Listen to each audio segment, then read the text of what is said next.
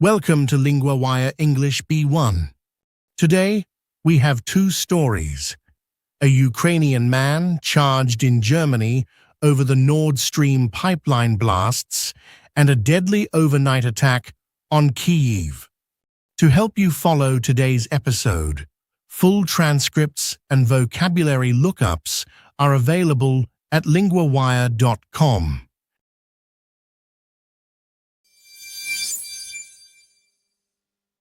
Our first story is about law, energy, and politics in Europe.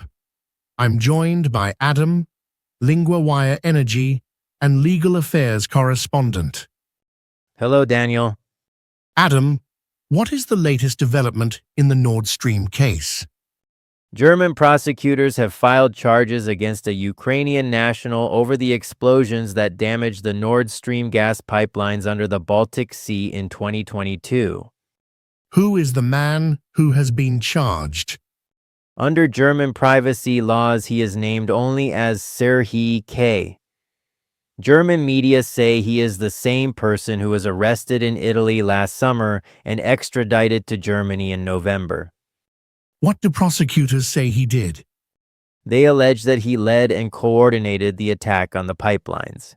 German media reports say he is accused of leading a team of 7 accomplices in an operation to destroy 3 of the 4 Nord Stream gas pipelines. That is a serious allegation. Has he admitted any involvement? No, he has denied involvement. Also, no one has admitted carrying out the attack, and Ukraine has denied involvement in the case. Why were these pipelines important? They carried natural gas from Russia to Germany.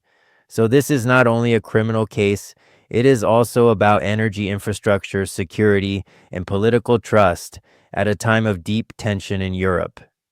What specific accusations are being reported? The suspect is accused of attacking civil energy infrastructure, causing an explosion, and destroying infrastructure. A Berlin law firm representing him told Reuters that an indictment was served on Wednesday, but it did not give details of the charges. Just to be clear for listeners, does being charged mean he has been found guilty? No, it does not. A charge means prosecutors formally accuse someone. It is not the same as a conviction. The case still has to go through the legal process.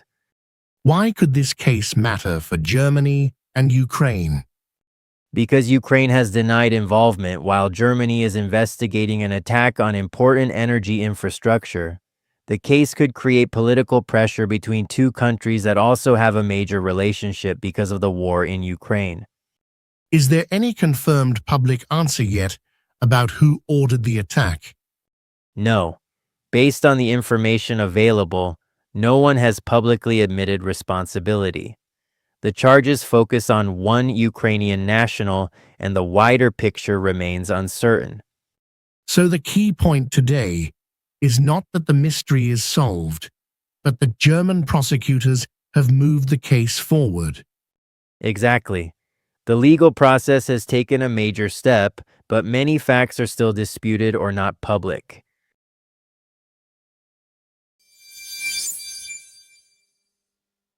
Our second story takes us to Kyiv. I'm joined by Sarah, LinguaWire Ukraine correspondent.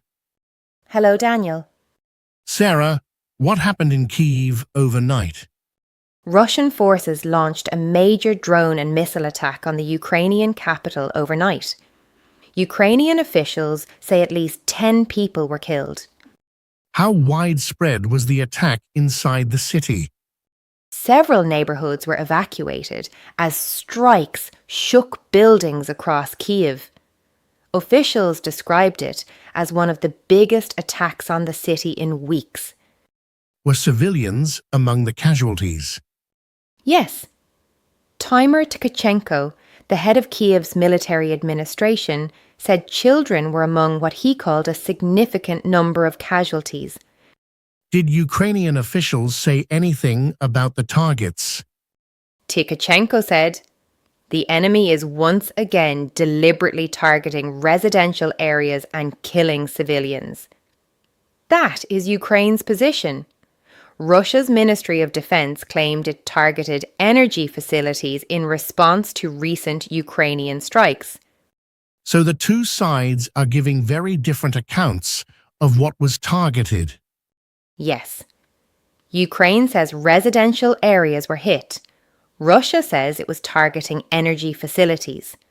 What can be seen in the city is the human and physical damage. Buildings, cars, and public infrastructure affected by explosions and fires. What did people see when daylight came? Images showed a crater that appeared to be caused by the explosions. There were smouldering cars, damaged buildings, and bombed-out debris in parts of the city. Was emergency infrastructure also affected? Yes. Damage was reported at an ambulance station, and at least one person there was critically injured. Firefighters were also working on several fires across Kyiv, including a blaze at a hotel on a central boulevard.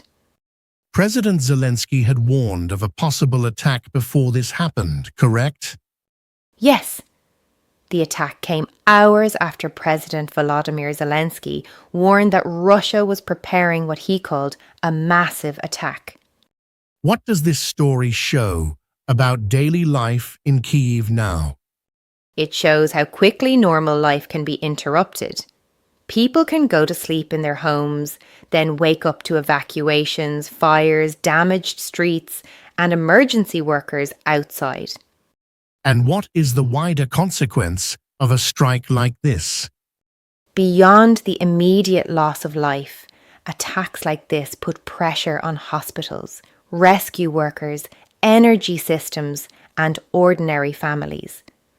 The damage is not only military or political, it is also social and practical because it changes how people live day to day.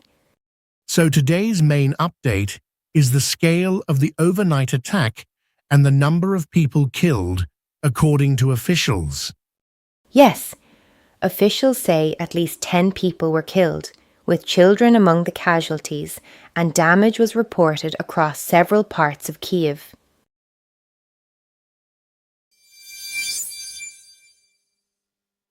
Now let's do a short language recap.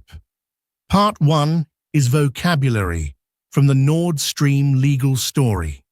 First phrase, to file charges. This means to formally accuse someone in a legal case. In the story, German prosecutors filed charges against a Ukrainian national.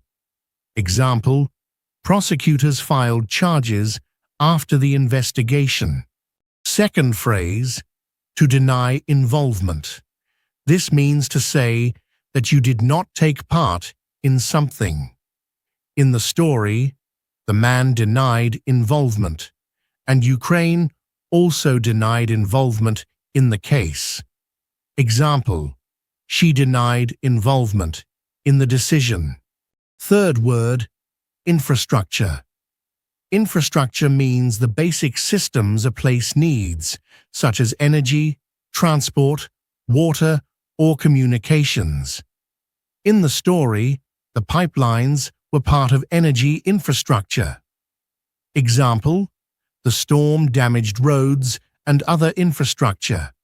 Part 2 has two useful words from the Kyiv story, casualties and evacuate. Casualties are people who are killed or injured in an attack, accident, or disaster. In the story, officials said children were among the casualties. Example, the hospital treated many casualties after the explosion.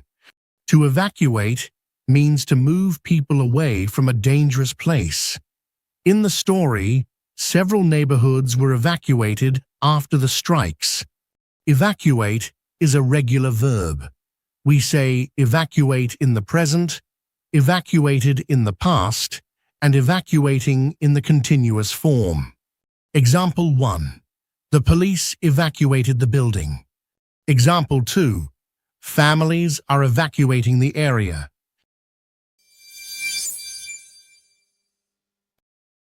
New this month, the LinguaWire Field Guide.